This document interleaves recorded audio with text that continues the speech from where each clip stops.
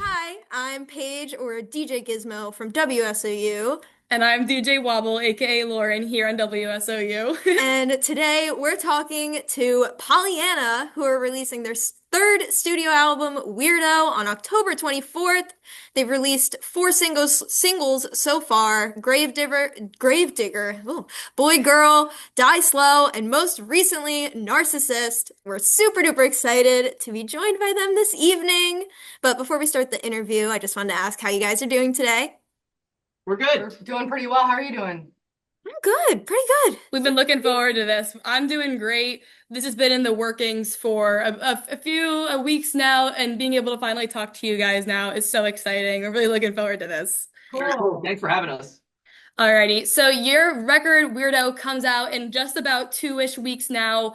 Starting off pretty simple here, but how are you guys feeling? The build-up's happening for the release of this album. What's going through y'all's minds right now? Mm. Hmm. I'm excited. I'm excited to play new songs, and I'm excited for people to hear all of our new songs. I agree. All of that. Yeah. I feel like it's the calm before the storm. Like I think this is similar for other small artists and bands like us. Like the first two singles are super exciting and there's a lot of hype and stuff because like we haven't put out music in a long time. But I think after the fourth single, it's like people just want the whole record. So it's kind of like it's calm, it's calm. And then I think that there'll be a lot more, I guess, substance to take from us, and then a lot more things that we'll be doing as well once the record is released. So Yeah.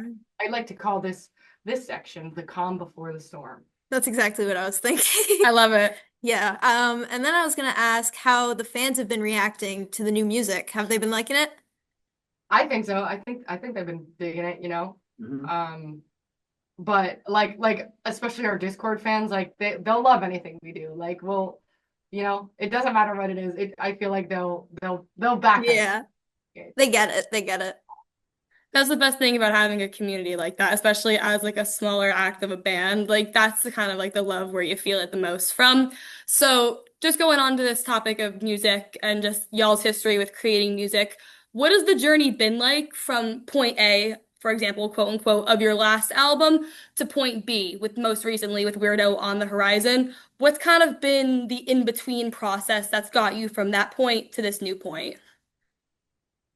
Well, the biggest thing that difference, the biggest difference is like the first like spark is gone of like creating a record, and also like we barely did any touring. We did very, very light touring before Hmm. we released Slime. And since from Slime to now, that's when we did all of our touring. We went around the country probably like 6 or 7 times. So like there's there's just a lot more knowledge and a little bit more pressure, you know, than there was with Slime. I think we were like, it was, I don't know, we were just like eager, and now we're like waiting. It's I don't know. Yeah. No, I get that. And just to do a little quick follow-up, do you think that energy, that shift is a bit intimidating? Is that something you guys think, like mentally, it's a lot, or do you think that this is something you're adjusting well to? No, it's a lot. It's It's valid, that's valid. yeah, it's a lot, and it's unpredictable, and it's definitely scarier than Mhm. than when we were putting Slime out. There's a lot more like there's just a lot of like question marks and just things that were like I remember feeling that way with Slime too. Mhm. Um, but because it was the first record, like we were just the excitement was like overpowering everything. And I think with this one, it's like we know what that excitement feels like. So it's like we're just a little bit more like antsy would be the Mhm. word, Yeah. and like nervous maybe. At least for me. Mhm. Yeah. All right. And then I was gonna ask, how do you think the band's sound has evolved onto this record from Slime? I think you could hear a little more of everybody on this record than the last one, just because we've been doing this regularly together for a while. So I think we've built a lot of chemistry, and some of the sounds we were exploring on Slime, I feel like on this record we really laid into a little more. Like some of the more the punky songs are going to be a little heavier, a little more in your face about it. Some of the jumpers are really going to get you shaken, you know. And I think even like on the softer side of the record, like we do kind of get weird and a little slow with it at times, and some of the more emotionally impactful songs, definitely we definitely embellish them a little bit as well. So I think we just decided to keep doing what we were doing, but lay into it a little more comfortably. And I think just playing together for as long as we have really helped develop the sound in that way. Definitely. And that comes in time. You guys are meshing and gelling together, so definitely. Going off of that though, I want to ask you guys, do you think there's any musical influences outside of each other that you think are visible on this album? Are there other bands that you kind of drew inspiration from, album concepts, artwork, just any kind of like vibe being paralleled from another musical or music act?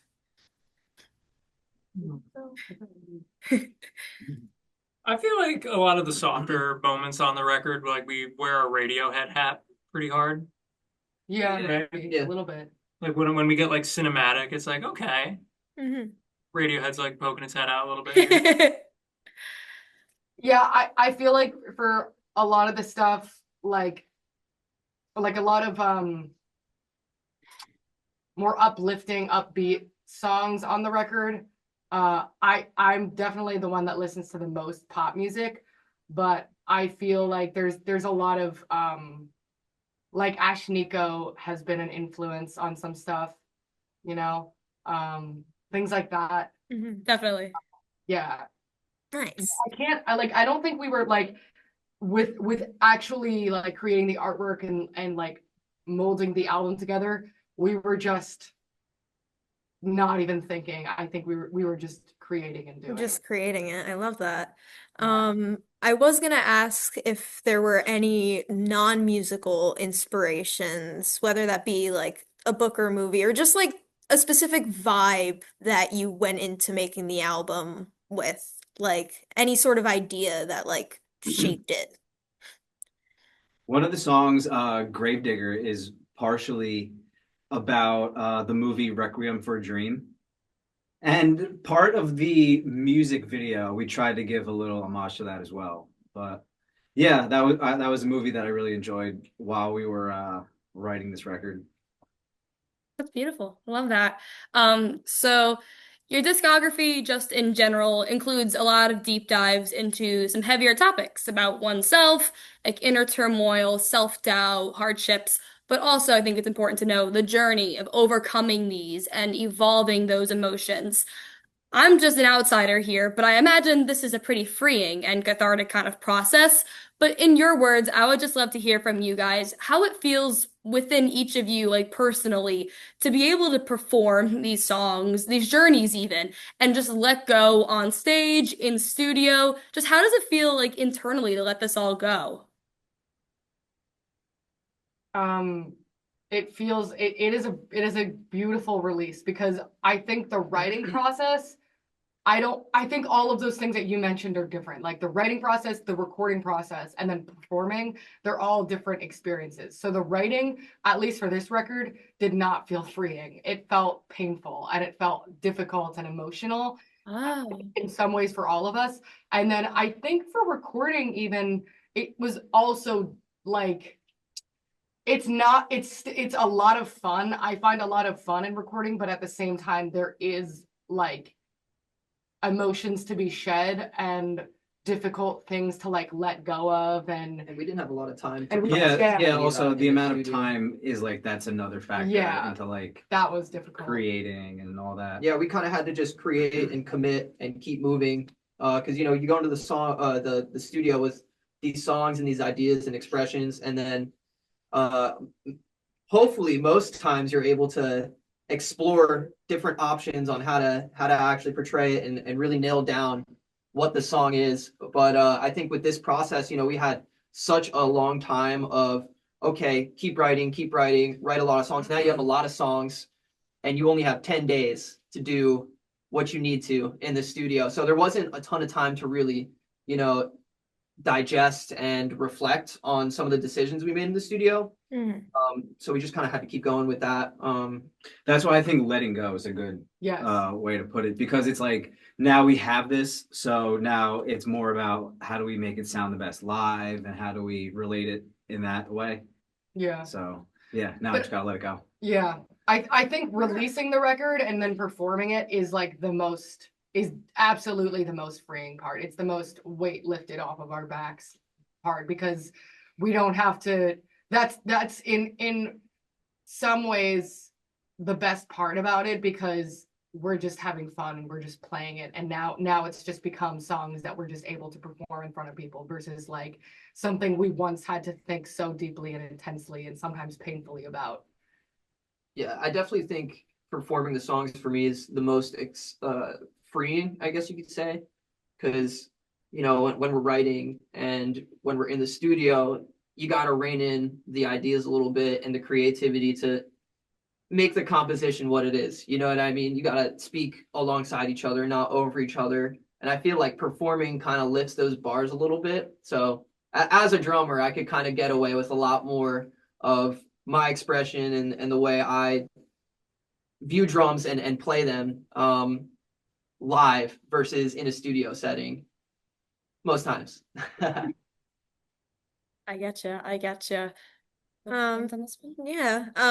So you guys said that the songwriting process is like the hard, difficult part, but I wanted to ask a bit more about the songwriting process that you guys go through. Do you start with lyrics, an idea, melody? It totally varies from song to song. It really does. Like I don't think we have one. We're still even finding what works best for us. I think that an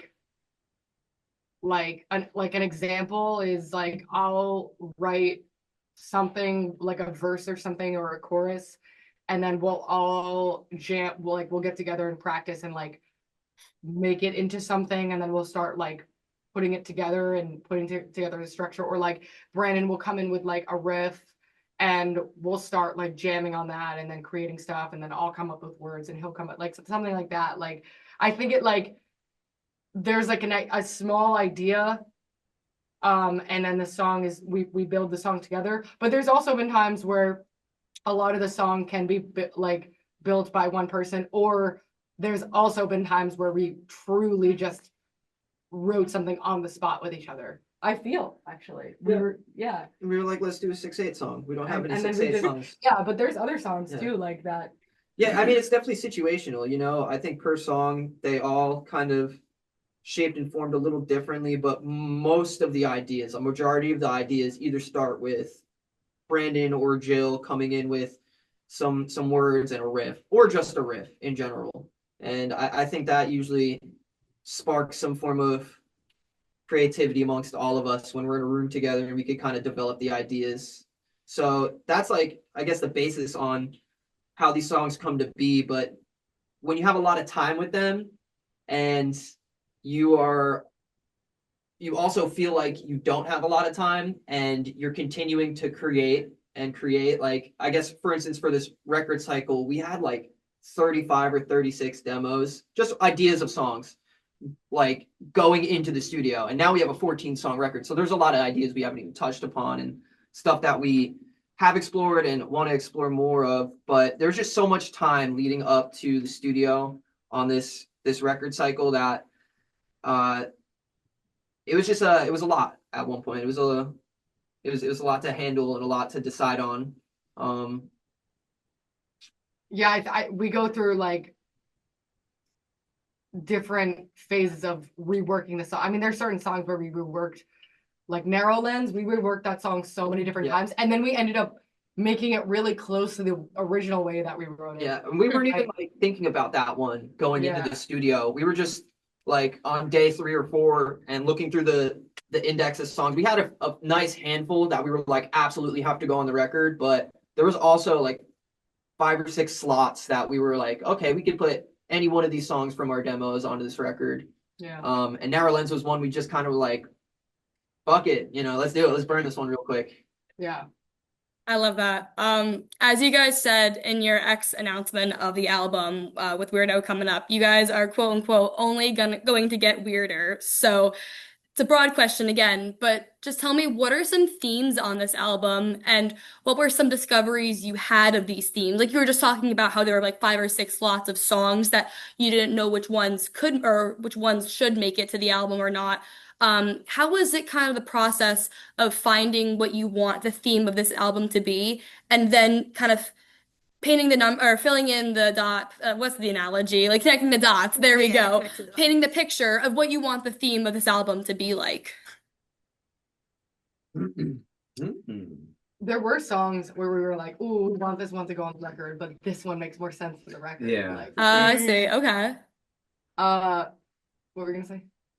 I feel like the theme it's ironically weird because like half of it is like weirdo and then the other half is like a purgatory feel. Like there's a song on the record called Purgatory.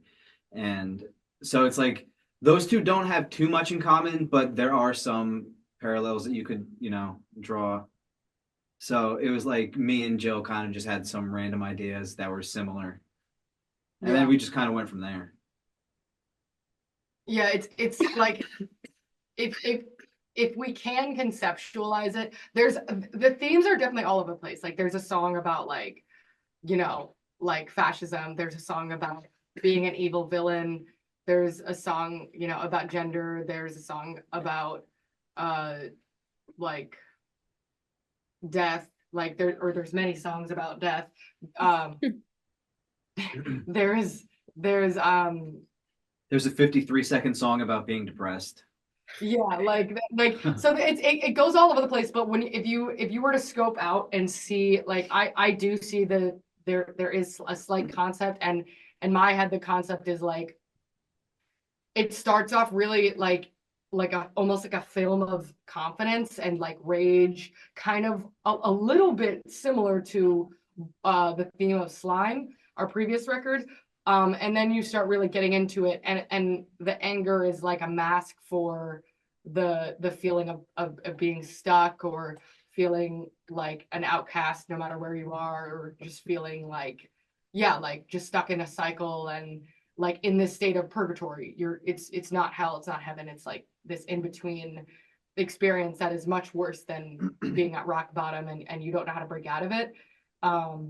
And it just keeps kind of plummeting until it gets to a point in the record where it's like, I'm fucking tired, I'm sick, like I need to do something to change this.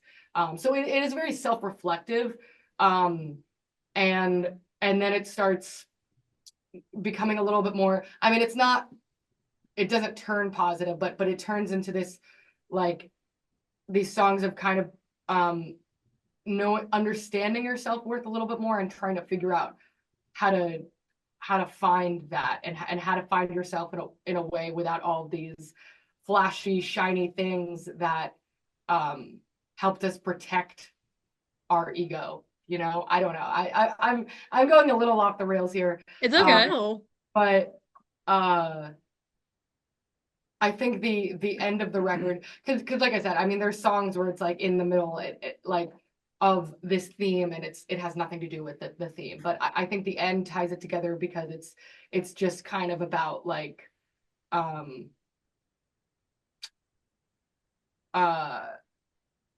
Say acceptance, you could say honesty. Acceptance, honesty, and like, yeah, accepting, honesty, openness of just moving forward. Yeah. I think moving forward is a big part of it. Yeah. Self-realization. Yes. Yeah. Yes.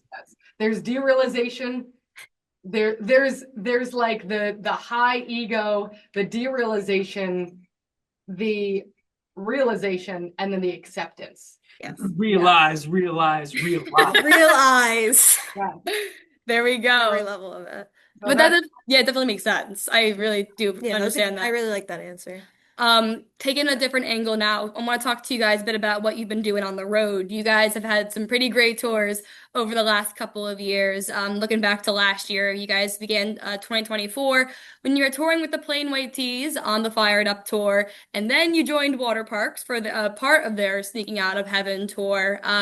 Basically, what was it like touring with these bands, Plain White Tees and Water Parks? How did it feel for you guys to be like, we're here? Let's just say we miss it. It's been a minute since we've done a nice chunk of touring, and we definitely miss it.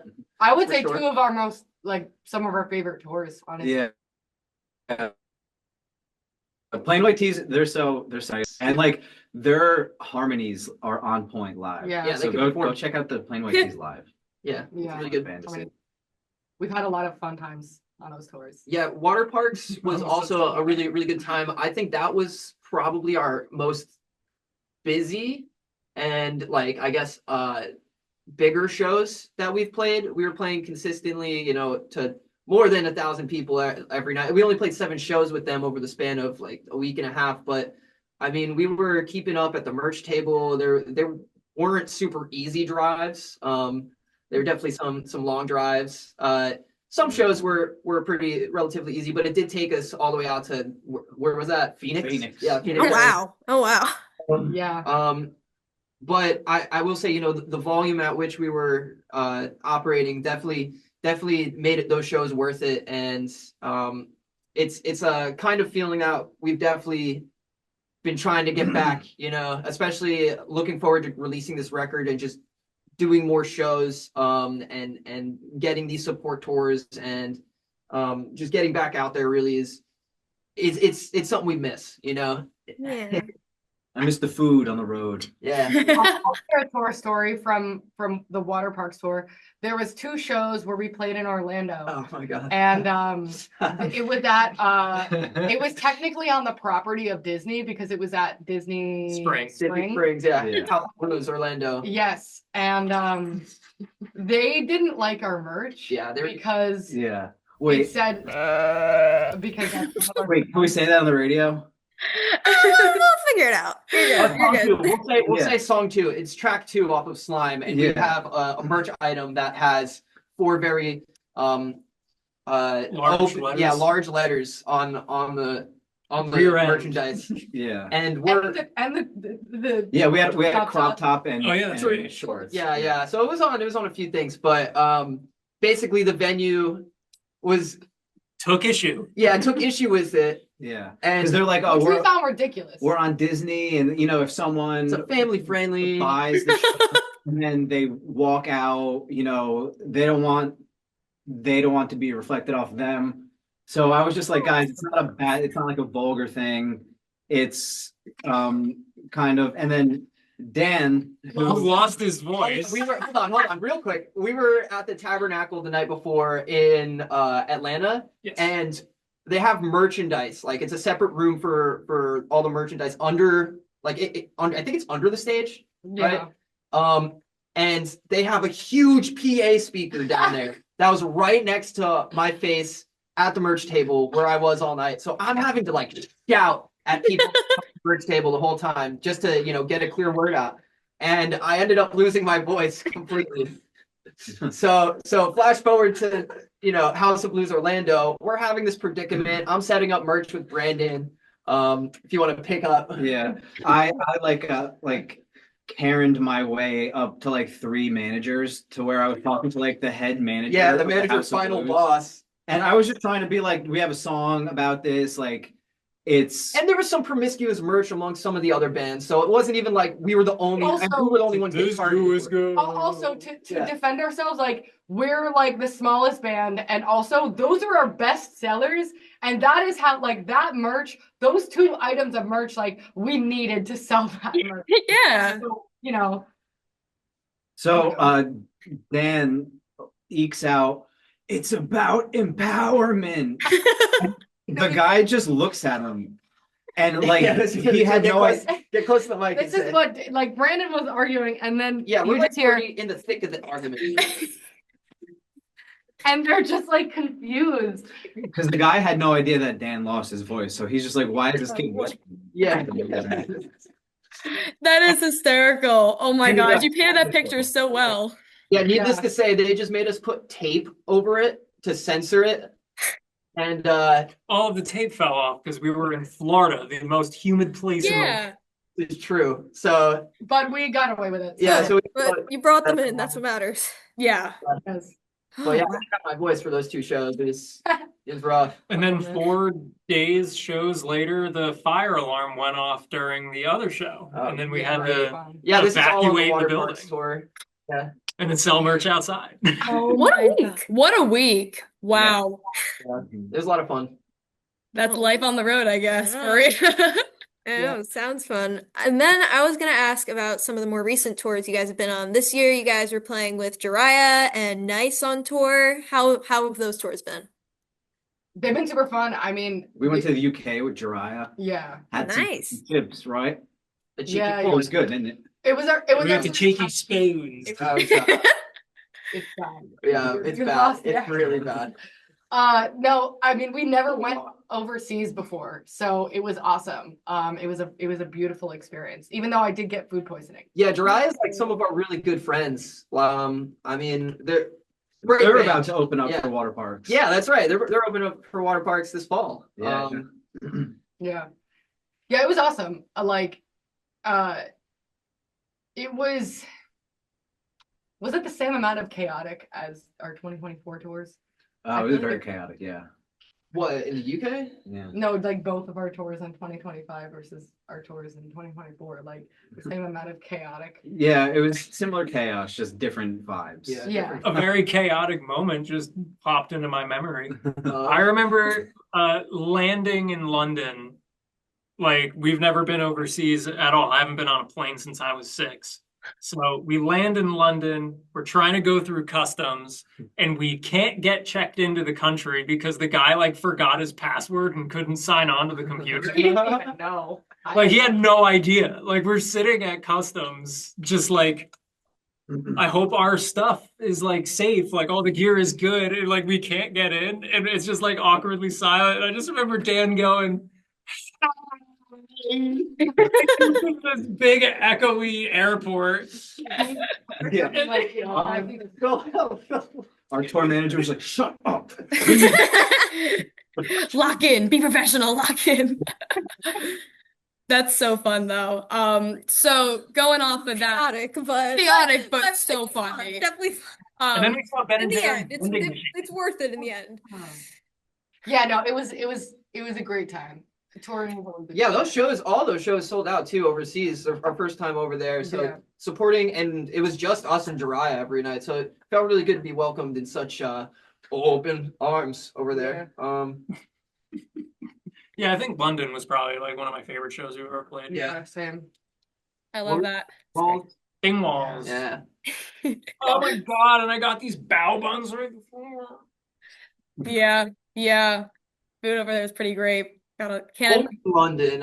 Everywhere else in the UK, I mean, God help them. Yeah, beans The on food- toast. the It's not. food It doesn't was cut it. bad. I Doesn't know cut it. the beans on toast is delicious. It's everything not, else though. It's about not. everything that's not London. You know, I The like, totally bacon, understand. all the bacon over there is soggy, and the pancakes are more like crepes. Yes, Oh, that is pancakes are true. really thin. That is true. Have you guys been over there? I You was in have, England, I have. yes. Cool. And I'm like, why is the pancake like the size, like the consistency of a tortilla? I'm like, what's going on here? I was not here for that. But I'm sorry you had food poisoning. That's horrible. Oh my That gosh. was the first night. night one, like Night one. literally less than an hour before we had to play. Oh man, that was awful. And Jill crushed it. Jill crushed it, and then went back to the green room and passed out. Yeah. Oh and my then I threw gosh. up in the wrong hotel room. Kudos to you though. Yeah. Talking about those live shows, how do you think that those shows, whether it be most recently overseas or what you've done with the Plain White Tees in water parks, have played played a part in cultivating the album? Do you think that these experiences have kind of carried over and influenced the sound of this? I think to a degree for Yeah. sure. I think definitely in some ways you could definitely say some of the bands that we toured with rubbed off on some of our influences and what was kind of inspiring us during the creative part of Weirdo, but I will say it's hard to say that it has, because I know some bands, usually it's bands that are like bigger and like either have a bus or something that like are able to and do write on while they're on tour, or are inspired on tour. But I think like for us, like we are in performance mode and not in this, like I think we have like two modes, and that when we're on tour, like we are grinding, we are at work, yeah, like it's we work. are playing our songs that we know off of our muscle memory, and it's not really like we have to put ourselves in this opposite, like when we are writing. I think it takes a while to recover from a tour to like get back into writing mode, you know? Yeah, shift between those modes. Yeah. Definitely. think like we on the water parks tour, we had a cover. We covered Judas by Lady Gaga, and that song was like this big like climax of the set. And one of the songs off the new record kind of has similar vibes, like the guitars are tuned down. Yeah. Oh yeah, true. And it's kind of like dancey and poppy, but also like heavy. So I think we kind of like felt the energy on stage. We're like, all right, we should do something like this. Yeah. All right. And, you know, just as a New Jersey radio station, we had to talk about the fact that you guys are from New Jersey, of course. Jersey. Jersey, Jersey. Want The to answer is ask, Taylor Ham. What'd you say? I said Pork the roll or answer Taylor to the Ham? question is Taylor Taylor Ham. Ham We're Taylor here. Ham. No, We're we're from North Jersey. yeah, no, we're all Taylor. I'm a Taylor No, Ham. I'm not a Taylor Ham. Nothing. They're I'm a vegans. Taylor but Ham. They're Yeah, vegans. Oh. It doesn't count though. But yeah, Brandon, why would you get so controversial? I'm just saying it's Taylor Ham. We're all Sorry, ask See, us the question. See, I have a third answer to the Taylor ham versus pork roll debate. Wait, third option. Not Taylor ham. It is not pork roll. It is Taylor's ham. Who's Taylor? A new foe has appeared. This is crazy. His name is Taylor's. Jerry Taylor. He Taylor's ham. And Yeah. he was rolling pork. yeah. There's new lore being added to the New Jersey Taylor Ham pork roll scene. It's Taylor's Yeah, ham. and Central Jersey exists, by the way. Central Jersey does exist. That's a different discussion. Oh, here we go. Central Jersey. It's all Central Jersey. Yeah, Jersey's in Ohio. Honestly, the whole country is New Jersey. Like, I don't know if you've seen the South Park, New Jersey Yeah. episode where the whole It's a Jersey thing. entire country just becomes New Jersey. Anyway, That's it. Rocky has become West Jersey. I love the ending. I don't think I should bring up what the ending of that episode is, but it's pretty funny. I love this. This is fantastic. oh, okay. I wanted to ask what your favorite Jersey venue is, either that you've played at or like to go to shows at. I gotta say, mine I have the best memories. I feel like we're saying this, but House of Independence. Oh, I love House. I love House of Independence. That was your I first only feel like concert? because, like, you know, like back in 2019, that was a huge venue for us. Like, we did not start there. We started at Brighton Bar. I don't know if you guys know of Brighton Rest in Bar. peace. Rest in peace. Those are our staples. yeah. My favorite is Starland Ballroom. Yeah. Nice. I live like 15 minutes from that place. I've seen some awesome shows there. We got to play it one time and it felt great. Would love to get back there Yeah. on the stage side. Yes. I'm trying to think of other venues. Shout out the Meat Locker. Yeah. Oh my goodness. Yeah, we'll go to that one. That's All the right. best shitty venue ever. Yeah. Yeah, Starland is definitely. I think Starland is like my most frequented venue. Mhm. Yeah, me too. Rest in peace, Boon Tunes Yeah, Boon Tunes is an honorable Oh, yeah. mention. and Red House. There's a lot of good ones that are gone. Same Yeah, with Red yeah, House. For but sure. Yeah, the tides Yeah. have been turning for real. So I wanted to talk a bit about the band's name, bit of a different subject. I want to talk about the name Pollyanna, which means to be blindly optimistic, to see the good in everything. I wanted to ask if the name still resonates with you guys the same as when the band started, or if you interpret the name any different now. Like, Firstly, great question. Great question. Yeah. Thank you. you. Thank you. Great band name. I Very think nice. yeah, we're having we got some friends with very similar names Oh my God. in all parts of the world. So We're actually from Australia. yeah, and Japan. Really? Oh, I Yeah. did see that. There's a Pollyanna in Melbourne, right? Or And they're all good. Like that's the thing. But I That's think so funny. I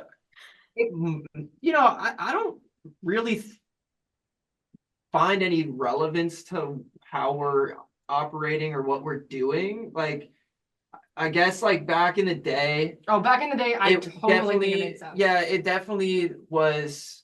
No, I still think it makes sense. Like It does make sense, but I think we're less blind and a little less blindly optimistic. We've definitely had some harsh realities set in Yeah. and have endured, but have also, had some victories and stuff. So I think we have more of a scope of what we're dealing with, and it's not. I guess our expectations aren't super unrealistic, or super illogical. Well, I think having like a cheerleader chant in the middle of a punk song is kind of Pollyanna, that, yeah. for And like sure. like Die Slow is like the lyrics are kind of depressing, but like tone's it's a kind of- very happy kind of poppy song. Yeah. Okay. So yeah, it does play in. Hey, look at that. Yeah, I feel like that was so us when we were 17 when you for named sure. it. Yeah. Like I feel like we really like the dreams that I had the things that I thought we would do at like in 2 years from then. Like I was just my head was in the clouds, but I don't know. It's been very step by step. That's Yeah, for it's sure. been This very whole process has been just learning little bits at a time and, yeah. touring at a higher level every time, in whatever facet. So I love that. A wonderful response to a wonderful question. As we're kind of gonna wrap some things up here, your album coming out October 24th, Weirdo via I Surrender Records. What are some takeaways you want the audiences to have when listening to this record? Listen to it, track order for sure. It's so important the first listen of an album. yeah. And listen to it with us at Revilla Grooves. Where is it? In Milltown, New Jersey. Yeah. which is by New Brunswick. Yeah, we're playing. We're doing a little set. We're And that's the day the record comes out, October 24th. What is this airing? We're gonna put it out this Friday. So Oh, great. Yeah. Great. Revilla yeah, so you guys have 2 weeks. Yeah, Yeah. perfect. Awesome. Hmm. Yeah. That was a good question. What was Listen, like anything, I guess advisories or not advisories, but what would listen to it with some ramen soup. Have yourself a nice meal. Nice, sit down, nice ramen. get some- Very nice. Put them in your ears. I think it's a good car listen. That's what I think. Yeah, I it is a think good it's car like jam. listen to it while you're driving at night. Get some ramen. Get in your car. Start eating. Start driving. Drive with the knee, Oh, hand under the ball. driving with dude, that is the worst food I could possibly. Yeah, all right. You don't have to drive with your knee. Drive with your hand. One hand on the steering wheel. One hand on the ramen. And then you're Priorities. picking up the spoon. Yeah. You can really, I think, in advisory is come see it live. It'll definitely hit different live. So when you do listen to it, consider coming out and saying what's good. Yeah. All I right. think, like it's up to everyone's own interpretation. So not much. Yeah. Yeah. Yeah, take it, listen to it in order. And then In the again. car, in the dark, with your Hot ramen, Hot tub. and then go see it live. Nope, Spend it's Exactly. Yes, exactly. Well, thank you so, so much, Pollyanna, for taking time out of your very, very busy day to come talk to the two of us. This was so much fun, and just best of luck with everything going on in the future. And we can't wait to see what you guys are up to in some time. Thank you for watching our interview here on WSOU 89.5 FM's YouTube channel. We just had our interview with Pollyanna. Subscribe to us for more artist interviews and more content. And thank you very much for watching.